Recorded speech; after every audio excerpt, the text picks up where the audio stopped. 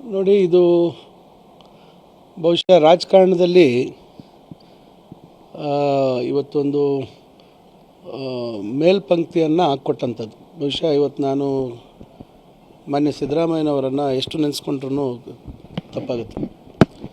ಯಾಕಂದರೆ ಒಬ್ಬ ಜವಾಬ್ದಾರಿಯುತ, ಒಬ್ಬ ಸುದೀರ್ಘ ರಾಜಕೀಯ ಅನುಭವ ಇರ್ತಕ್ಕಂಥ ನಾಯಕನ ತೀರ್ಮಾನ ಯಾವ ರೀತಿ ಇರ್ತದೆ ಅಂತಕ್ಕಂಥದ್ದು ಇವತ್ತು ರಾಜ್ಯಕ್ಕೆಲ್ಲ ಇಡೀ ದೇಶಕ್ಕೆ ಮಾದರಿಯಾಗಿರ್ತಕ್ಕಂಥ ಒಂದು ತೀರ್ಮಾನ.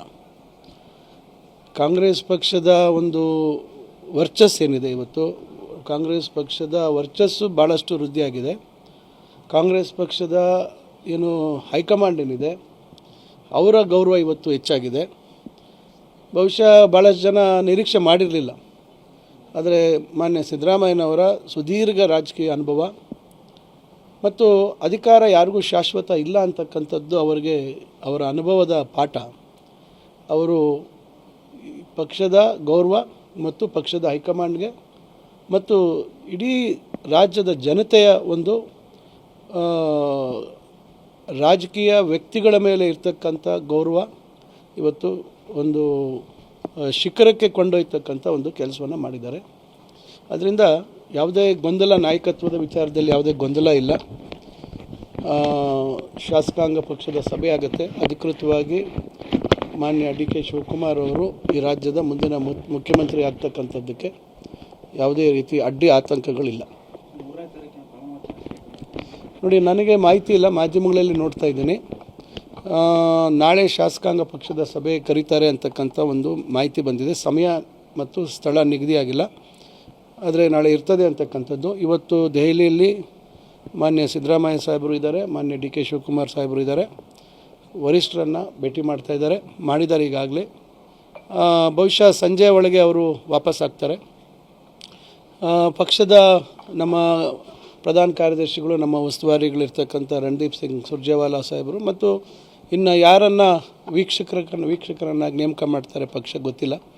ನಾಳೆ ಶಾಸಕಾಂಗ ಪಕ್ಷದಲ್ಲಿ ಅಧಿಕೃತವಾಗಿ ನಾಯಕನ ಆಯ್ಕೆ ಆಗುತ್ತೆ ಮತ್ತು ರಾಜ್ಯಪಾಲರಿಗೆ ಹಕ್ಕೊತ್ತಾಯವನ್ನು ಸರ್ಕಾರ ರಚನೆ ಮಾಡುವಂಥ ಹಕ್ಕೊತ್ತಾಯವನ್ನು ಮಾಡುವಂಥ ಕೆಲಸ ಆಗುತ್ತೆ.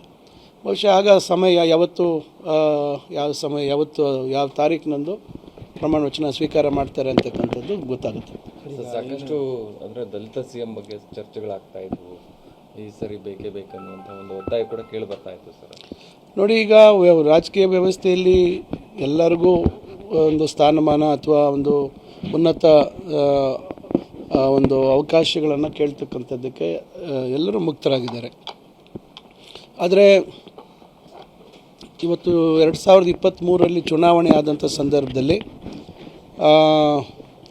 ಏನು ಮಾನ್ಯ ಡಿ.ಕೆ. ಶಿವಕುಮಾರ್ ಅವರು ಪಕ್ಷದ ಅಧ್ಯಕ್ಷರಾಗಿ ಇದ್ದರು, ಮಾನ್ಯ ಸಿದ್ದರಾಮಯ್ಯ ಸಾಹೇಬರು ವಿರೋಧ ಪಕ್ಷದ ನಾಯಕರಾಗಿ ಒಂದು ರೀತಿ ಜಂಟಿಯಾಗಿ ಅವರು ಈ ರಾಜ್ಯದಲ್ಲಿ ಪಕ್ಷದ ಸಂಘಟನೆ ಭಾಳಷ್ಟು ದೊಡ್ಡ ಮಟ್ಟಕ್ಕೆ ಬಲವರ್ಧನೆ ಮಾಡ್ತಕ್ಕಂಥದ್ದು ಇರ್ಬೋದು ಮತ್ತು ಪಕ್ಷ ದೊಡ್ಡ ಮಟ್ಟದಲ್ಲಿ ಜನರ ವಿಶ್ವಾಸವನ್ನು ಗಳಿಸ್ತಕ್ಕಂಥದ್ದಕ್ಕೆ ಅವರ ಪಾತ್ರ ಭಾಳ ಮುಖ್ಯವಾಗಿತ್ತು.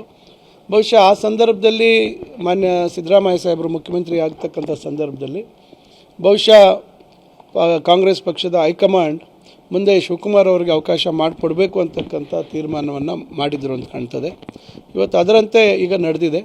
ಬಹುಶಃ ಮುಂದಿನ ದಿನಗಳಲ್ಲಿ ಪಕ್ಷ ಅವಕಾಶಗಳನ್ನು ಎಲ್ಲರಿಗೂ ಕೊಡುವಂಥದ್ದು ಮಾಡ್ತದೆ. ಅಂದರೆ ಈಗ ಡಿ.ಕೆ. ಶಿವಕುಮಾರ್ ಅವರ ಹೆಸರು ಪ್ರಸ್ತಾಪಕ್ಕೆ ಯಾವುದೇ ನಾಯಕರ ವಿರೋಧ ಅಪಸ್ವರ ಇಲ್ಲ.